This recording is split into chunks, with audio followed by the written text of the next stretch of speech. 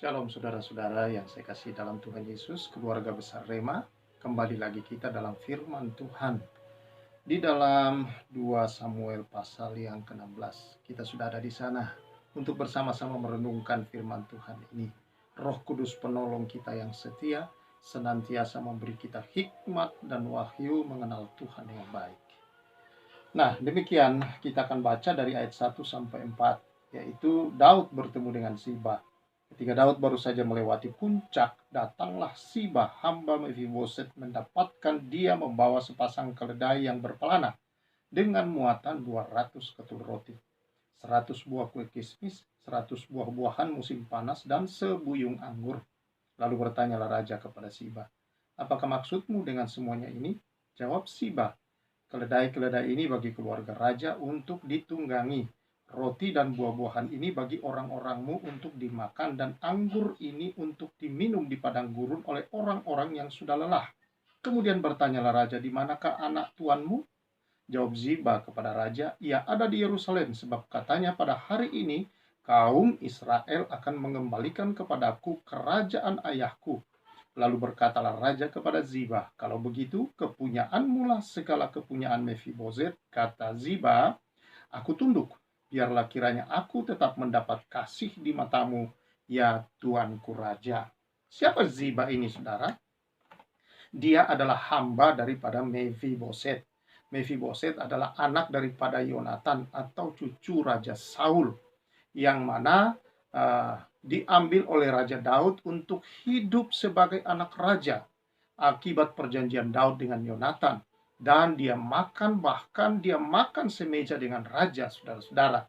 Nah, rupanya raja mengalami satu peristiwa di mana anaknya sendiri, Absalom, mengadakan pemberontakan yang ingin mengkudeta ayahnya sendiri.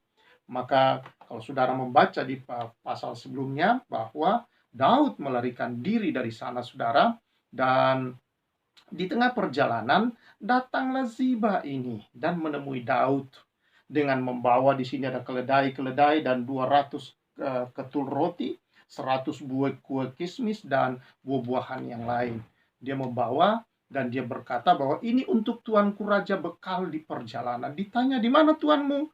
Lalu dia berkata bahwa tuanku sudah pergi ke Yerusalem, karena dia berkata bahwa orang-orang Israel akan mengembalikan kerajaan kakeknya dulu itu kepadanya dan mengangkat dia menjadi raja.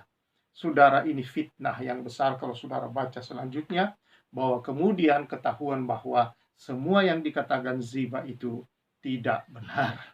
Jadi apa yang terjadi? Ziba memberi, saudara-saudara, kepada raja dengan satu maksud, mengambil muka di hadapan raja.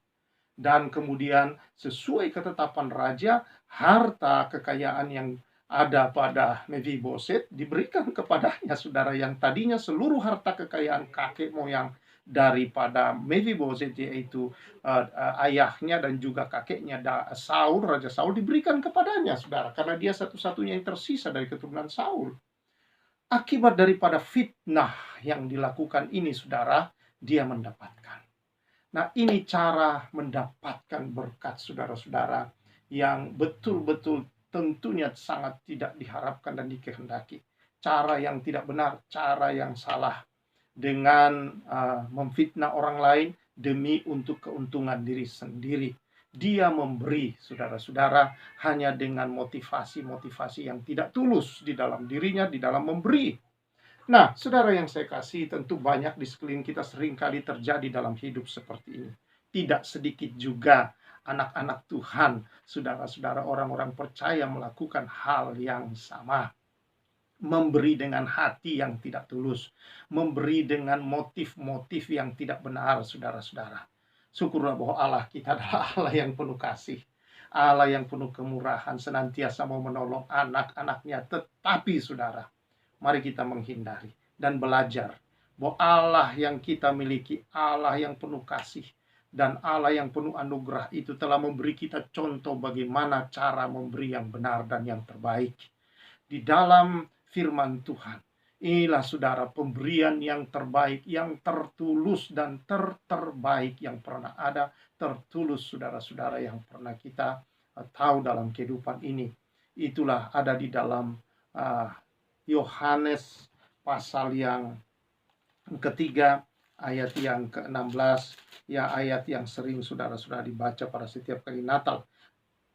Karena begitu besar kasih Allah akan dunia ini. Kalau dalam terjemahan lain dikatakan, karena Allah begitu mengasihi dunia ini, sehingga ia telah mengaruniakan anaknya yang tunggal, supaya setiap orang yang percaya kepadanya tidak binasa, melainkan beroleh hidup yang kekal. Ini pemberian yang tulus, saudara. Dia berikan betul-betul karena manusia membutuhkan. Dan manusia tidak meminta, tapi Allah tahu bahwa ini satu-satunya cara untuk manusia mengalami ketidakbinasaan di dalam neraka. Dan dia berikan begitu saja. Inilah anugerah, inilah kasih karunia.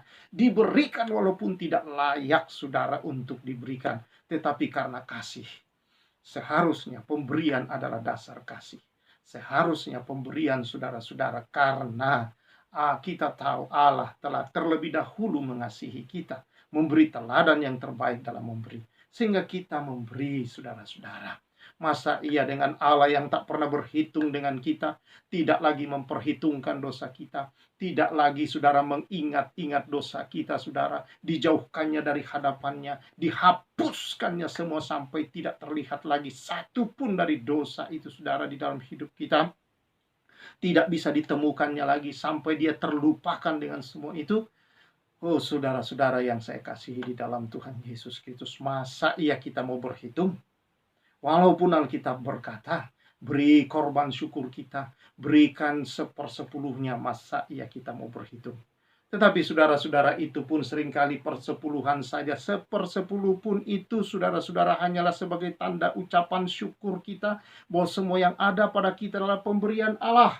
Dan kita mau menyatakan kepada Tuhan bahwa kita bersyukur diberikan ini semua saudara-saudara dengan hanya memberikan 10%. Itu pun menjadi pertengkaran. Itu pun saudara-saudara menjadi satu polemik di antara anak-anak Tuhan. Masih mau berhitung. Kalau 10% saja saudara-saudara kita begitu berat dan mencari alasan-alasan untuk meniadakan semua ini. Oh ini itu, hukum Taurat ini, itu, ini. Saudara-saudara yang saya kasihi di dalam Tuhan Yesus Kristus. Kalau 10% saja kita bertengkar. Berat saudara-saudara. Bagaimana saudara kita berkata aku mau berikan hidup kepada Tuhan. Bohong. Itu semua hanyalah saudara-saudara di perkataan mulut kita saja. Karena itu mari kita hari ini belajar. Menjelang di mana kita memasuki bulan-bulan kita akan merayakan Paskah. Mari saudara yang saya kasihi. Kita mau memberi dalam hidup ini karena kasih. Kita tidak berhitung lagi. Bukan hanya 10%. Tapi kita harus sadar. Semua yang ada pada kita karena anugerahnya yang besar buat kita saudara-saudara.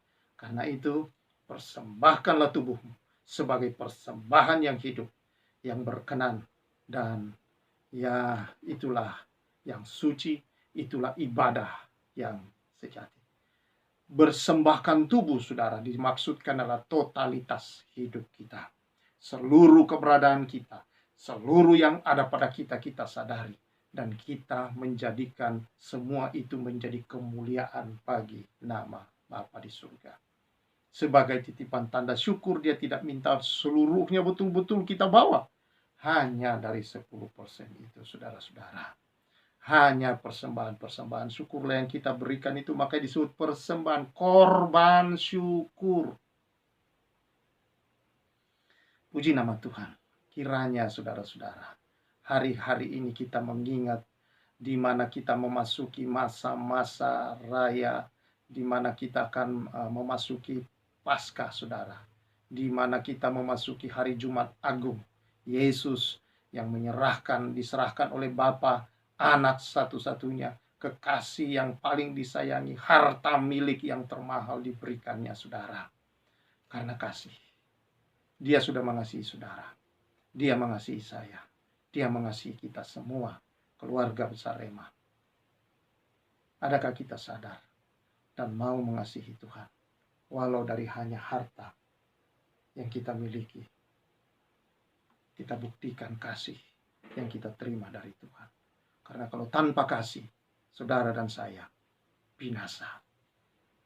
Tuhan memberkati kita semua. Tulus dalam memberi, dengan sukacita. Haleluya. Bapa, terima kasih. Kadangkala kami tidak tulus. Kadangkala Tuhan, pengertian kami begitu dangkal. Tetapi Tuhan, biarlah kami lakukan semua karena kasih. Hari ini, umat-Mu ya Tuhan, yang mendengar ini boleh berbangga hati. Karena Allah yang dimiliki, Allah yang memiliki segalanya, telah memberikan semua yang terbaik, disediakan, dilimpahkan, dicurahkannya. Di dalam nama Tuhan Yesus, berkat-Mu atas umat-Mu. Amin. Biarlah kita hidup tulus di dalam memberi, di dalam memuliakan Tuhan melalui korban-korban syukur kita kepada Tuhan. Tuhan Yesus memberkati. Saya Pastor Samuel menyampaikan salam restorasi.